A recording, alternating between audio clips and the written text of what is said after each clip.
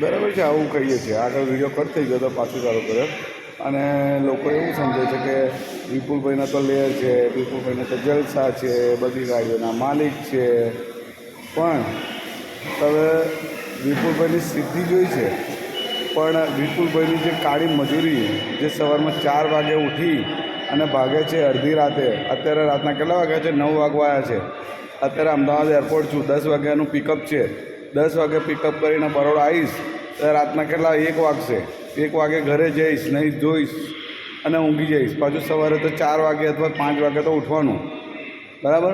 એટલે આવી કાળી મજૂરી કરું છું ત્યારે 2 પૈસા ભેગા થાય છે.